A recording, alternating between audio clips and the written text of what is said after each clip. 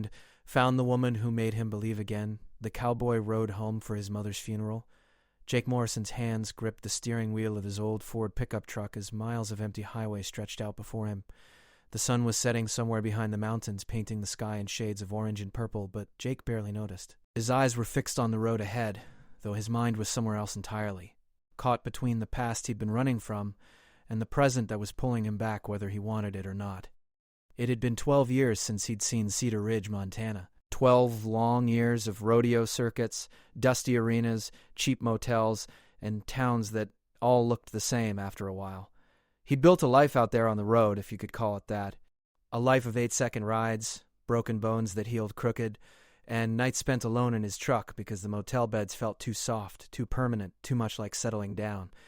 The call had come 3 days ago, just after he'd finished a ride in Cheyenne. Jake remembered pulling his phone out of his pocket, seeing his cousin David's name on the screen, and knowing immediately that something was wrong. David never called. They exchanged text messages maybe twice a year, usually around Christmas and Jake's birthday, short messages that said everything was fine even when it probably wasn't. "Jake, it's Mom," David had said, his voice thick and strained. "Your mama. She passed away yesterday morning. Heart attack. It was quick, the doctor said." She didn't suffer. Jake had stood there in the parking lot behind the arena, the phone pressed to his ear, unable to form words. Around him, other cowboys were loading their gear, laughing about the night's rides, making plans to grab dinner. Life was going on as normal for everyone else, but for Jake, everything had just stopped. "The funeral's on Saturday," David continued. "I know it's been a while, but she'd want you here. We all do." Jake had promised to come, ended the call, and sat in his truck for 2 hours before he could even turn the key in the ignition. Now here he was, driving through the night, heading back to the one place on earth he'd sworn never to return to. The landscape was changing as he got closer. The flat plains were giving way to rolling hills, and in the distance he could see the first peaks of the mountains that surrounded Cedar Ridge like protective walls. This was big sky country, people like to say, where the horizon stretched on forever and a man could breathe. Jake had never felt that way. To him, these hills had always felt like a cage, beautiful but confining, holding memories he'd rather forget. He stopped at a gas station about 50 miles outside of town. The night air was cold when he stepped out of the truck, and he pulled his jacket tighter around himself. Inside the station, an older man behind the counter nodded at him in that friendly way small-town folks had. Jake grabbed a coffee and a pre-made sandwich he probably wouldn't eat, paid without making conversation, and headed back to his truck. Sitting in the parking lot, he sipped the bitter coffee and let his mind wander to his mother. Margaret Morrison had been a force of nature. Everyone in Cedar Ridge would tell you that. She'd raised Jake and his older brother Tommy on her own after their father died. Jake had been 19 when the accident happened, his father crushed beneath a tractor that had rolled while he was working on a steep hillside. One moment there, the next gone. Leaving behind a ranch that needed running and a family that needed holding together. Tommy had stepped up, taken over the ranch, married his high school sweetheart within a year. He'd done everything right, everything their father would have wanted. Jake had tried, he really had, but grief sat different on him. It made him restless, angry at the world, unable to stay in one place without feeling like the walls were closing in. And then there was Rachel. Beautiful Rachel with her blonde hair and bright smile, the girl he'd loved since 10th grade. They'd gotten engaged right before his father died, planned a wedding for the following spring, but grief changed Jake, made him distant and cold, and the ranch was struggling.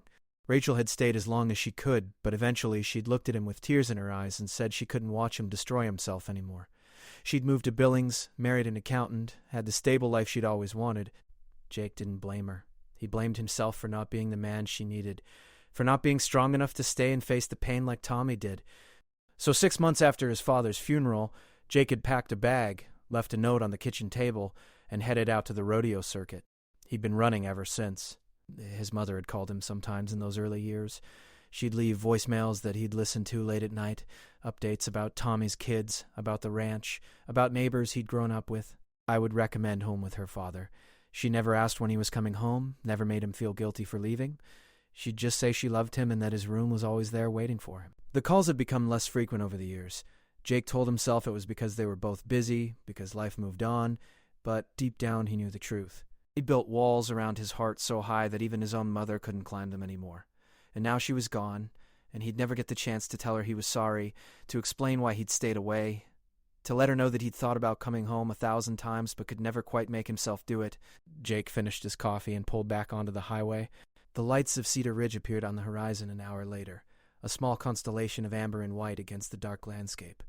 The town had maybe 3,000 people when he'd left. He doubted it had grown much. Places like this didn't grow. They just held steady or slowly faded away. He drove past the town limit sign, past the high school where he'd played football and graduated near the top of his class, past the diner where he and Rachel used to share milkshakes on Friday nights. Everything looked the same and completely different all at once. Some buildings had new paint, some had gone dark and empty. The hardware store his father used to frequent had become a coffee shop. The movie theater was now an antique store. Jake drove straight through town to the old Morrison Ranch on the north side. The house sat at the end of a long, gravel driveway, a 2-story farmhouse that his grandfather had built in the 1940s. Lights were on inside, and he could see several cars parked out front. Tommy's truck, David's sedan, a few others he didn't recognize. He sat in his own truck for a long moment, staring at the house where he'd grown up. Through the front window he could see people moving around inside.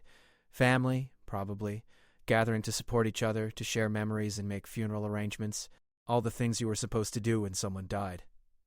Jake had been to a lot of funerals over the years. Rodeo was a dangerous sport, and he'd lost more than a few friends to bad rides and worse luck. He knew the routine, the viewing, the service, the burial, the reception where everyone ate casserole and told stories about the deceased. He could handle 3 days of that. 3 days to pay his respects, to do right by his mother's memory, and then he could leave. He had a ride scheduled in Nevada the following week. He could be back on the road, back to his life, back to the familiar comfort of never staying anywhere long enough to feel anything.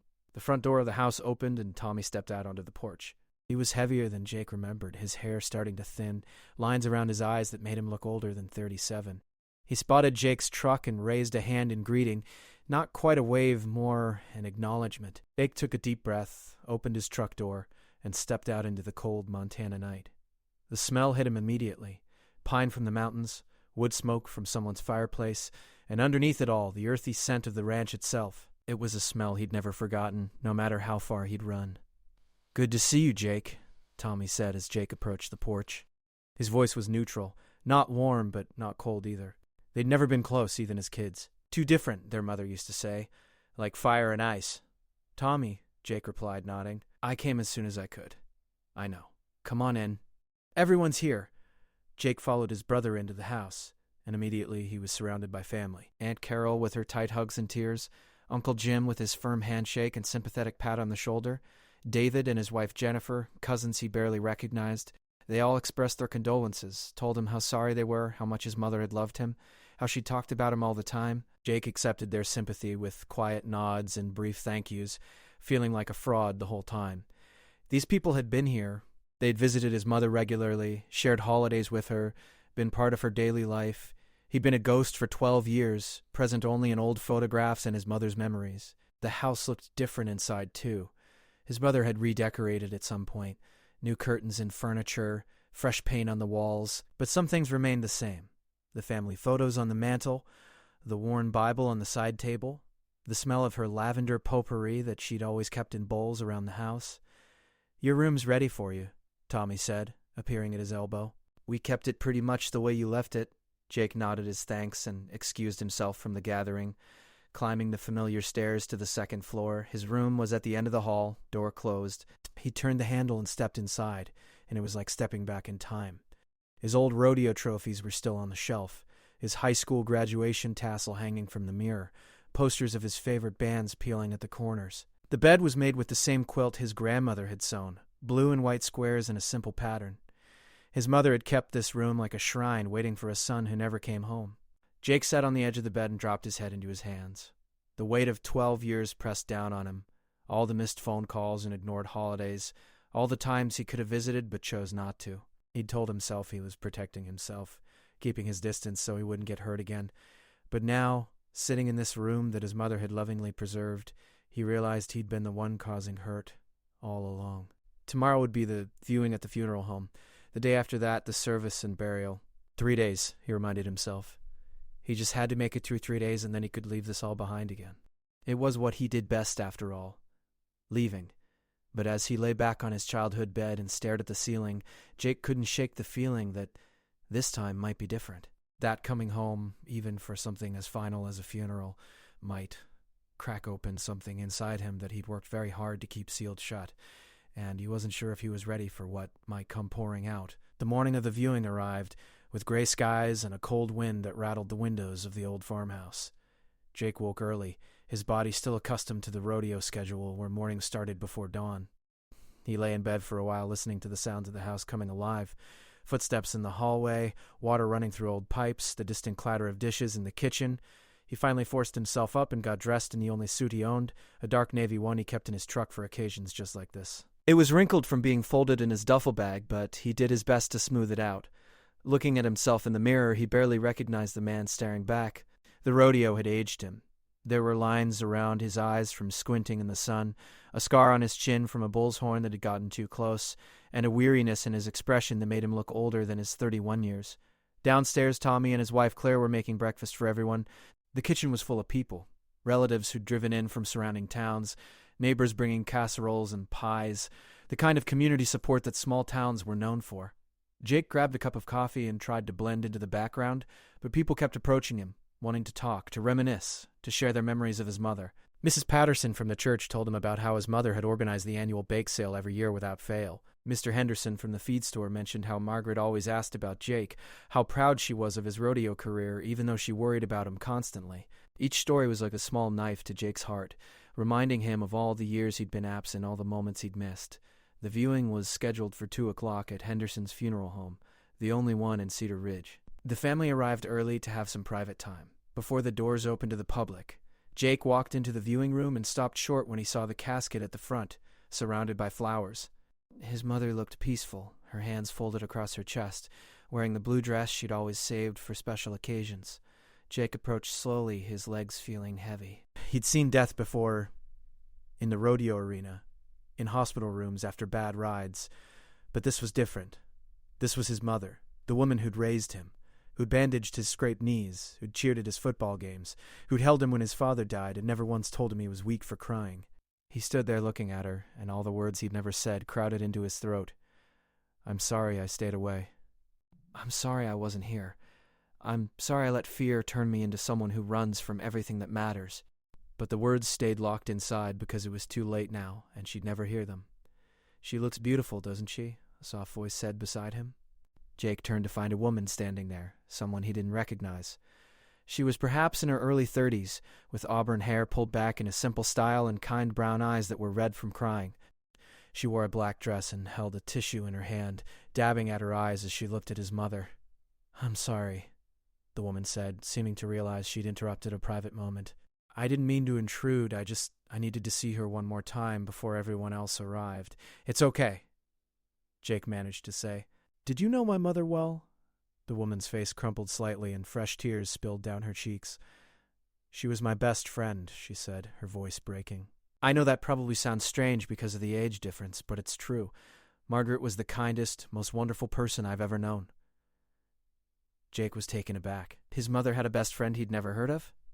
This woman who seemed genuinely devastated by the loss, who was crying as hard as any family member. "I'm Sarah," the woman said, extending her hand. "Sarah Chen. I moved to Cedar Ridge about 5 years ago, and your mother, she changed my life." Jake shook her hand, noticing how delicate it felt in his rough, calloused palm. "Jake Morrison," he said, her son. "I know who you are," Sarah said with a watery smile. "Margaret talked about you all the time. She was so proud of you, you know.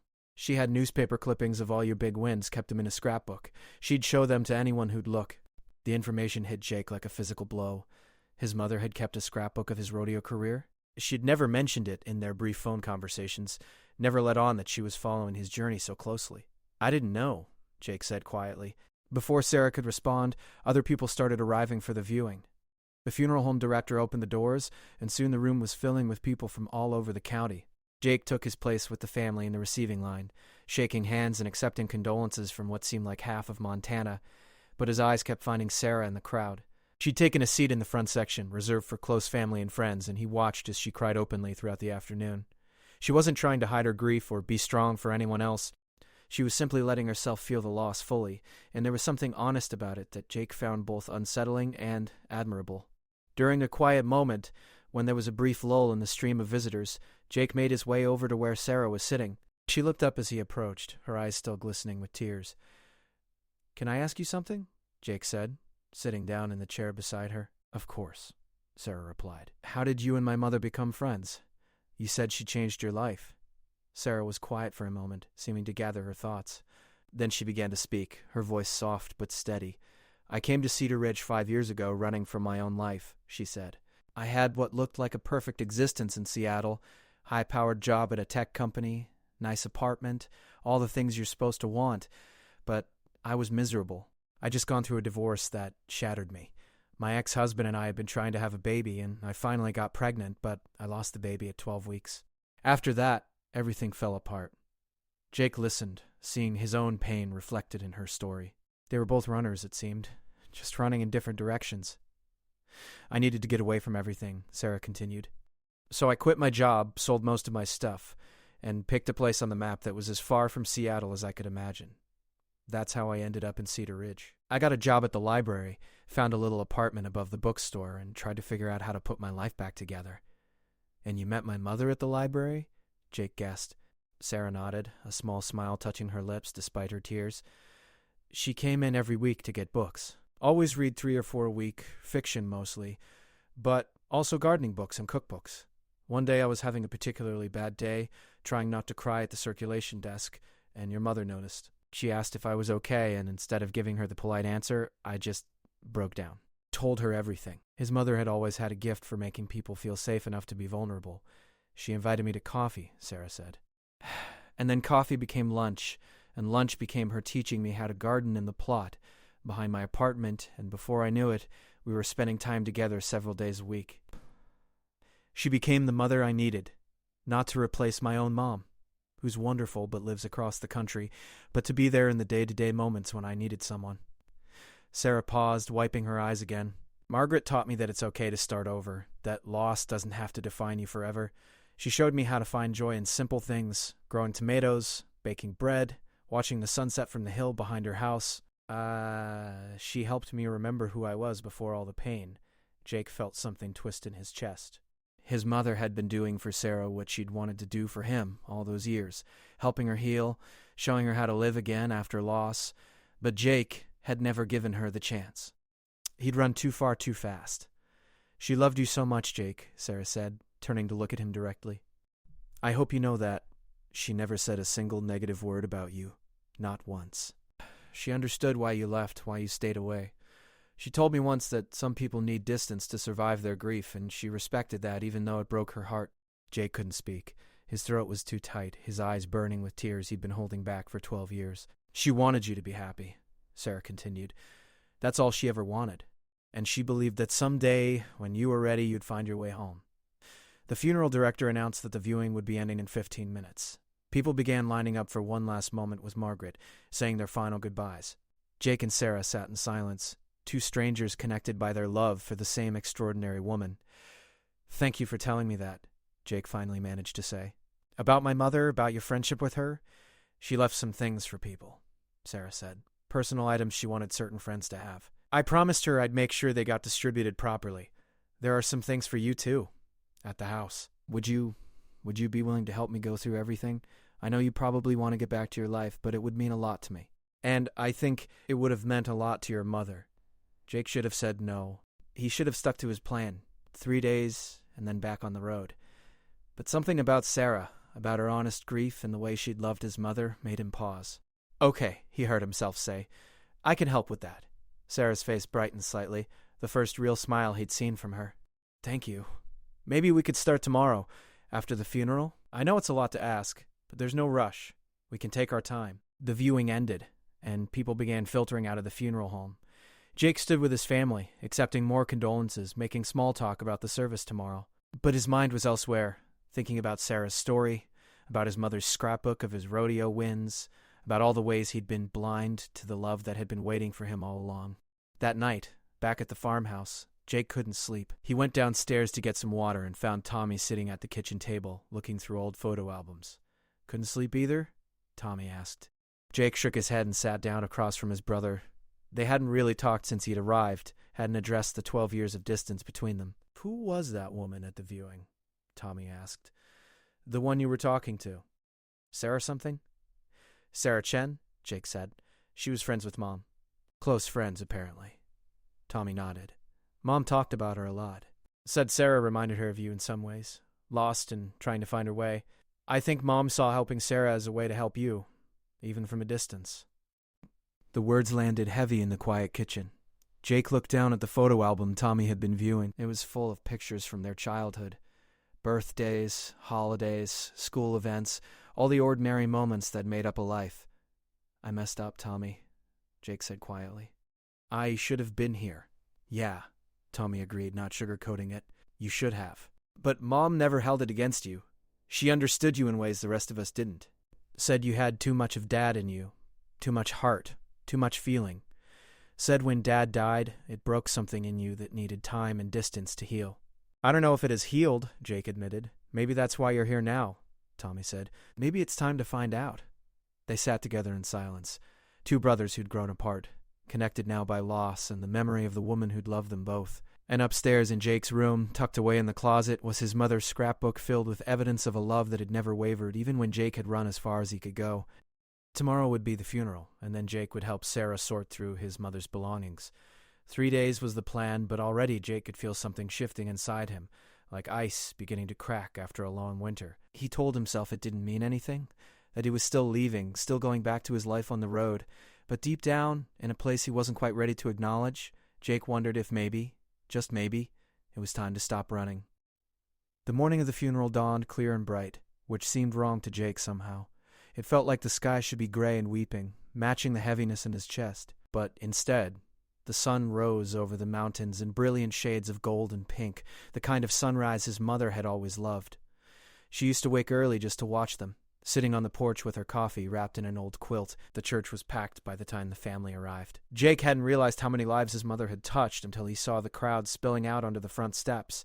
There were ranchers in their best suits, teachers from the school where his mother had volunteered, members of her book club, people from the community center, where she'd taught cooking classes to single fathers and young newlyweds. The entire town had turned out to say goodbye. Jake sat in the front pew between Tommy and Aunt Carol, his hands clasped tightly in his lap. The service passed in a blur of hymns and prayers and stories shared by people who'd known his mother far better than he had in recent years. The pastor talked about Margaret's kindness, her generosity, her unwavering faith. Tommy got up and spoke about their mother's strength, how she'd held their family together after their father died, how she'd never complained even when times were hard. Then Sarah stood up to speak, and the church fell silent. She walked to the front with a piece of paper in her hands, though Jake noticed she barely looked at it. Instead, she spoke from her heart, her voice clear despite the tears streaming down her face. "Margaret Morrison saved my life," Sarah began simply. "I don't mean that figuratively. I mean, she literally saved my life. When I came to Cedar Ridge 5 years ago, I was broken. I'd lost my marriage, lost a child I desperately wanted, lost my sense of who I was. I'd come here to hide from the world, and honestly, I wasn't sure I wanted to keep going." A congregation was completely still, everyone hanging on Sarah's words. "Margaret saw me on my worst day," Sarah continued. "I was sitting in a library where I worked, crying over a children's book someone had returned. It was a story about a mother and daughter, and it shattered me." Margaret came up to the desk to check out her books, took one look at me, and instead of politely ignoring my breakdown like most people would, she asked if I needed a friend. Sarah paused, her voice catching. "What, that she didn't know me? Had no reason to care about some stranger who'd just moved to town. But she invited me for coffee anyway, and that coffee turned into the most important friendship of my life." Jake watched Sarah wipe her eyes, saw the genuine love and grief on her face, and felt something crack open inside his chest. "Margaret taught me how to live again," Sarah said. "She taught me that loss doesn't have to be the end of the story, that pain can transform into something beautiful if you let it. She showed me that starting over isn't giving up. It's being brave enough to try again. She gave me hope when I had none left." Sarah looked directly at Jake then, her eyes meeting his across the church. "She told me once that the people we love never really leave us. They live on in the lessons they taught us, the love they gave us, the way they changed us for the better. Margaret changed me. She made me believe in goodness again, in community, in the possibility of joy after sorrow, and I will carry her with me for the rest of my life. As Sarah returned to her seat, Jake felt tears running down his own face for the first time since he'd gotten the news of his mother's death.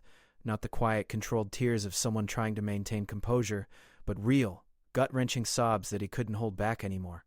Tommy put a hand on his shoulder, and Jake let himself cry.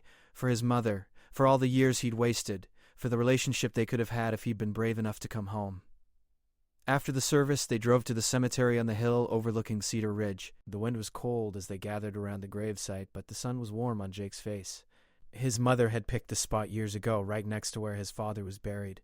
She'd told Tommy she liked knowing she'd rest somewhere with a view where she could watch over the town she'd loved. As the pastor said the final prayers and the casket was lowered into the ground, Jake thought about all the things he'd never said to his mother. He'd never told her that he thought about her every day he was gone, that he'd picked up the phone 100 times wanting to call but couldn't make himself do it. He'd never explained that staying away wasn't about not loving her. It was about loving her too much, about being terrified that if he came back and something happened to her too, it would destroy him completely. But she'd known anyway, hadn't she? Sarah had said his mother understood why he'd left, that she'd never held it against him. Somehow, even across the distance Jake had put between them, his mother had known his heart. People began placing flowers on the grave, saying their final goodbyes. Jake waited until everyone else had gone, until it was just him standing there in the cold wind with the sun on his face. He knelt down beside the fresh earth and placed his hand on it, feeling the finality of it all settle over him. "I'm sorry, Mama," he whispered. "I'm sorry I wasn't here. I'm sorry I was too scared to come home. I'm sorry for all of it." He stayed there for a long time, crying and talking to her the way he should have done when she was alive.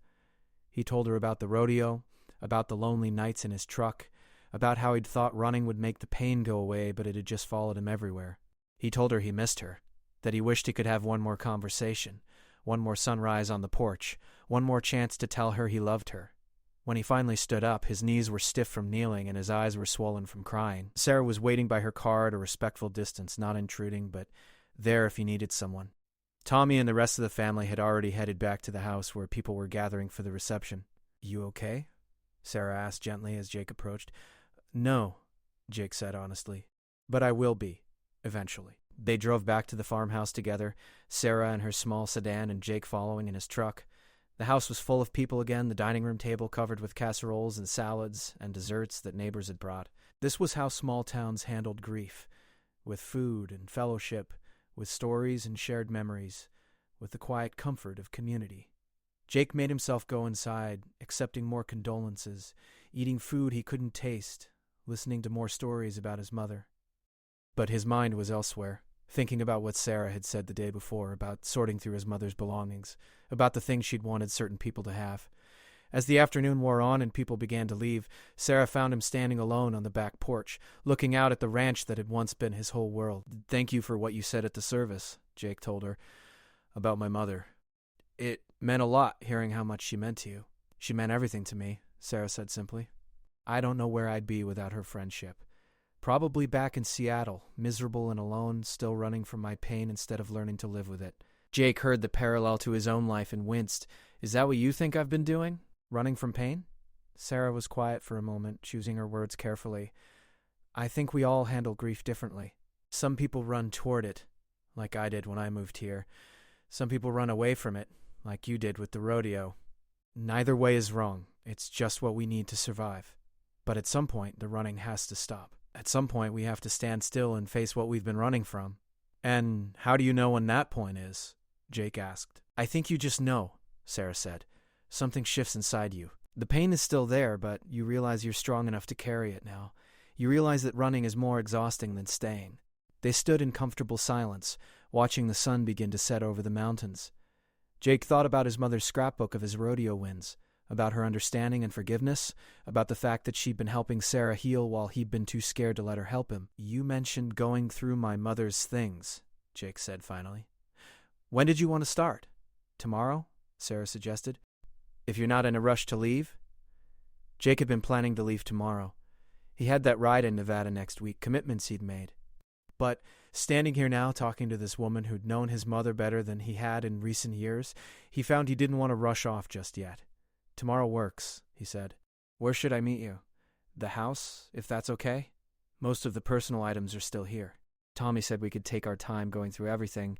They made plans to meet at 10 in the morning, and then Sarah left with the rest of the departing guests. Jake stayed on the porch long after everyone had gone, watching the stars come out one by one in the vast Montana sky. Tommy found him there an hour later, bringing him a beer and sitting down on the porch steps beside him. Sarah seems nice, Tommy said casually. She is, Jake agreed. Mom really loved her, talked about her like she was a daughter. Jake nodded, feeling that familiar twist of guilt and regret. His mother had found in Sarah the child who'd stayed, who'd let her in, who'd accepted her help and wisdom. I'm going to help her go through Mom's things tomorrow, Jake said. Make sure everything gets to the right people. You sticking around for a bit, then? Tommy asked, and there was hope in his voice that surprised Jake. A few more days, at least, Jake said. I've got time. That night, Jake lay in his childhood bed, unable to sleep again. His mind kept replaying the day.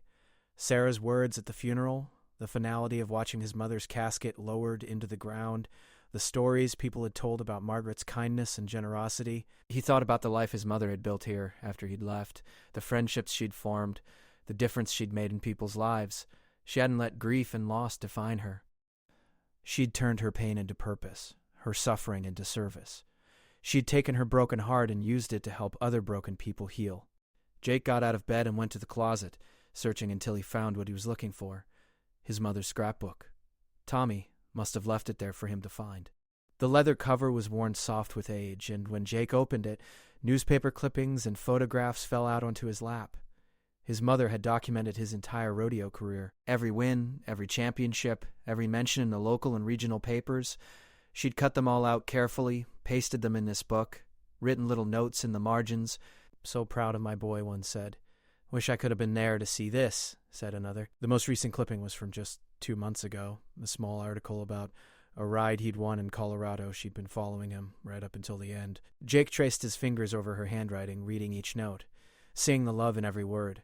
She'd never stopped being his mother, never stopped caring, never stopped hoping he'd find his way home. And now she was gone, and he'd never get to tell her that her faith in him hadn't been misplaced, that he was finally ready to stop running. But maybe, Jake thought, maybe there was still a chance to honor her memory by becoming the man she'd believed he could be. Maybe it wasn't too late to put down roots, to face his pain instead of fleeing from it, to learn the lessons his mother had tried to teach him all along. Outside his window, an owl called in the darkness, and somewhere in the distance a coyote howled at the moon. The sounds of home, familiar and strange, all at once. Jake closed the scrapbook carefully and set it on the nightstand beside his bed. Tomorrow he'd help Sarah sort through his mother's belongings, and maybe in the process, he'd start sorting through his own life too. For the first time in 12 years, Jake Morrison fell asleep in his childhood bed without planning his escape route, without counting down the hours until he could leave. And when he dreamed of his mother's smile and the possibility of staying. Jake woke on his 4th morning in Cedar Ridge to the sound of rain pattering against the window. He had been in town for nearly 2 weeks now, far longer than the 3 days he'd originally planned. The funeral felt like it had happened months ago instead of just days. So much had changed in such a short time that Jake barely recognized his own life anymore. He stretched in bed, feeling the familiar ache in his bones from old rodeo injuries, but also noticing something new. A sense of peace he hadn't felt in years. The constant restlessness that had driven him from town to town, arena to arena, had quieted to a gentle whisper instead of a roar. Downstairs he could smell coffee brewing. Tommy had gone back to his own house with Claire and the kids a few days ago, giving Jake space to figure things out. But his brothers stopped by most mornings, and they'd fallen into an easy routine of coffee on the porch, talking about the ranch, about their mother, about things they should have discussed years ago. Jake poured himself a cup and stepped out onto the porch despite the rain. The ranch spread out before him, green fields dotted with cattle, the mountains rising in the distance, still capped with snow, even though spring was trying to push through. His father had built this place with his own hands, and his mother had kept it running after he died. Now it belonged to Tommy, but looking at it now, Jake felt a connection to it he'd tried to deny for too long. His phone buzzed in his pocket. It was a text from Sarah. Still on for this afternoon? I found something I think you need to see. Jake smiled and typed back, I'll be there at 2. Over the past week and a half, he and Sarah had spent nearly every afternoon together, going through his mother's belongings as they'd planned. What had started as a practical task had become something more: long conversations over coffee, shared stories about Margaret, and slowly, carefully, the beginning of something neither of them had been looking for. Sarah had shown Jake his mother's garden journal, where she'd documented every plant she'd grown, every season's harvest, along with notes about who she'd shared the vegetables with.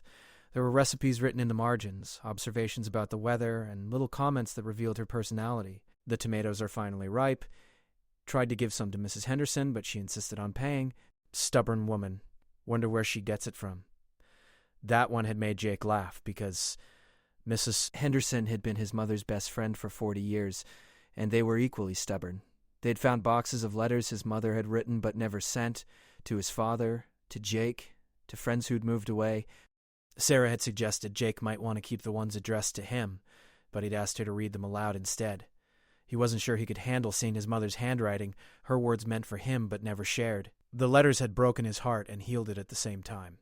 His mother had written to him about her day-to-day life, about the changing seasons, about how much she missed him but understood why he needed to be gone. "I see you in everything here," one letter read. "The sunset reminds me of that time you stayed out too late fishing and came home sunburned and happy. The horses remind me of teaching you to ride when you were barely tall enough to reach the stirrups. This place is full of you, Jake, even when you're not here." But it was another letter, one Sarah had found tucked in his mother's Bible, that had changed everything. "My dearest Jake," it began. "If you're reading this, I'm gone, and I hope you made it home for the funeral.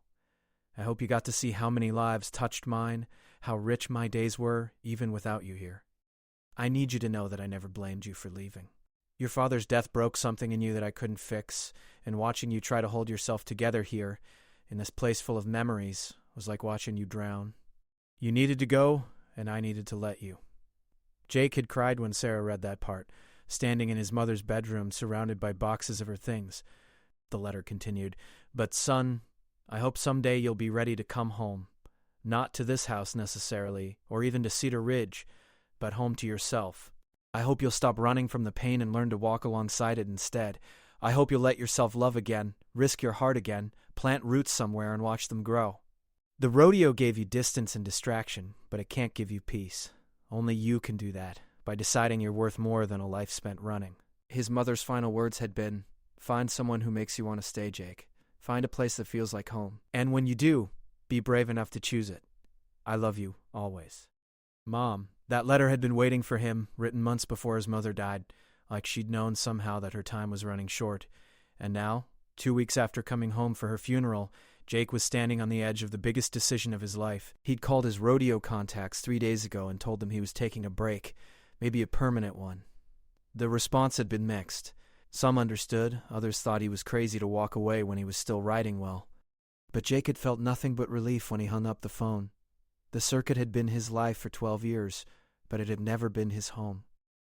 Sarah arrived at the house that afternoon right on time, shaking rain from her jacket as she stepped inside.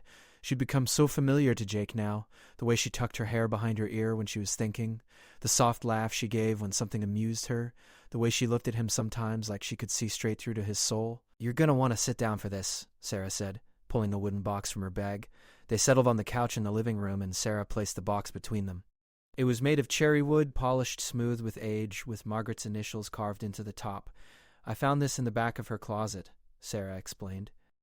"It was wrapped in one of your father's old shirts. I almost didn't open it, but there was a note attached that said it was for you." Jake's hands trembled slightly as he lifted the lid. Inside were treasures from his childhood. His first rodeo buckle, a photo of him and his father standing beside a horse, a dried flower from the corsage he'd given Rachel for prom, and a small leather journal.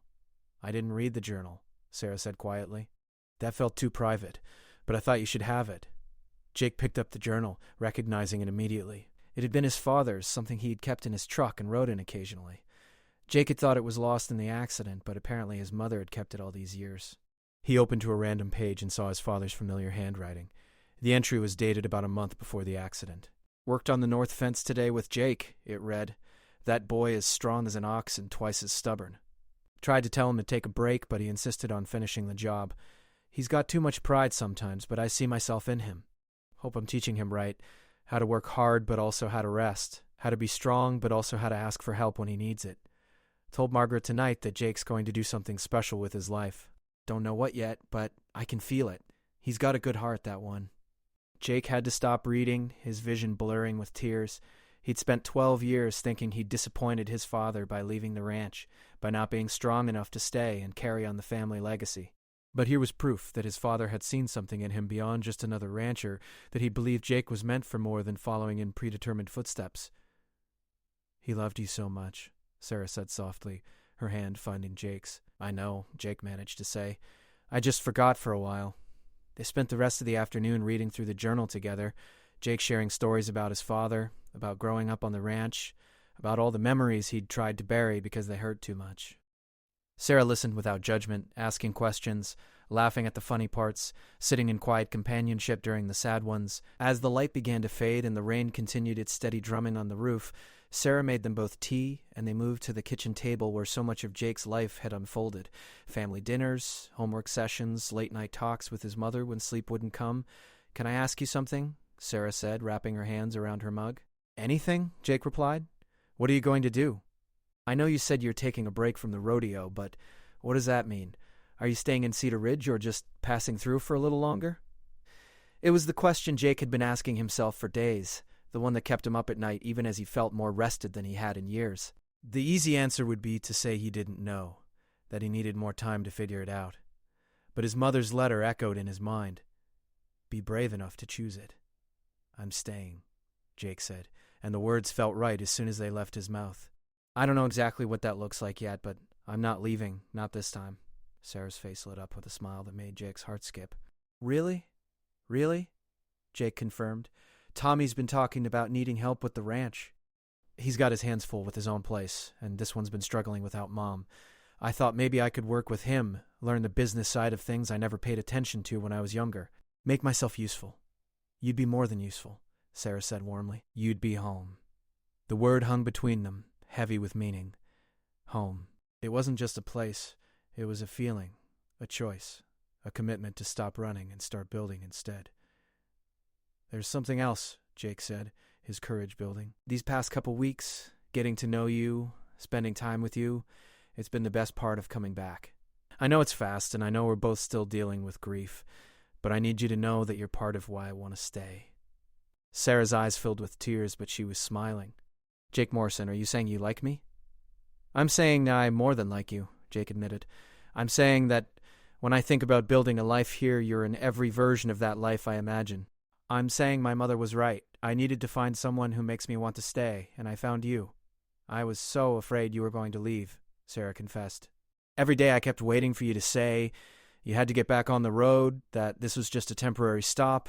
I've been trying not to let myself hope for more." "Hope for more," Jake said, reaching across the table to take her hand. "I'm not going anywhere." They sat there in the kitchen as darkness fell outside and the rain continued. Two people who'd been running from their pain in different directions now choosing to stand still together. It wasn't a fairy tale ending. They both had healing left to do, challenges to face, and a future to build from scratch. But it was a beginning, and that was enough. Over the following weeks, Jake settled into his new life in Cedar Ridge. He and Tommy worked out an arrangement where Jake would help manage both ranches, using his rodeo earnings to invest in improvements and modernization. It turned out Jake had a head for business when he wasn't too busy running to pay attention. He and Sarah took things slow, going on proper dates, learning each other's rhythms and routines, building a foundation of friendship alongside their growing feelings. She showed him how to garden, teaching him the lessons his mother had taught her about patience and nurturing growth. He took her riding in the mountains, sharing the peace he found in wide-open spaces and endless sky. 6 months after his mother's funeral, Jake stood on the hilltop behind the old farmhouse watching the sunset. It was the same spot where his mother used to sit, the same view she'd loved. Sarah stood beside him, her hand in his, and for the first time in 12 years, Jake felt completely at peace. "You know what's funny?" Jake said as the sky turned brilliant shades of orange and pink. "What's that?" Sarah asked. "I spent 12 years running from this place because I thought staying meant drowning in grief. But being back here, with you, I realized my mother was trying to teach me all along that grief doesn't have to be an anchor. It can be a compass, pointing you toward what matters most." Sarah leaned her head on his shoulder. "She'd be so proud of you, you know. The man you've become, the choice you made to stay." "I hope so," Jake said. "I like to think she had a hand in all this somehow, bringing us together, giving me reasons to come home, showing me it's never too late to start over." They watched until the sun disappeared behind the mountains and the first stars began to appear. Then they walked back to the farmhouse hand in hand, ready to begin another day in the life they were building together. Jake Morrison had ridden home for his mother's funeral, expecting to bury her and leave. Instead, he'd buried his old life, his fears, his belief that love meant inevitable loss. He'd found a woman who understood his scars because she carried her own. He discovered that courage wasn't the absence of fear, it was choosing to stay despite it. And every morning when he woke in Cedar Ridge, in the town he'd run from for so long, Jake gave thanks for the mother who'd loved him enough to let him go and believed in him enough to know he'd find his way home. Because in the end, she'd given him the greatest gift. Not just her forgiveness, but Sarah. And through Sarah, the chance to finally believe again.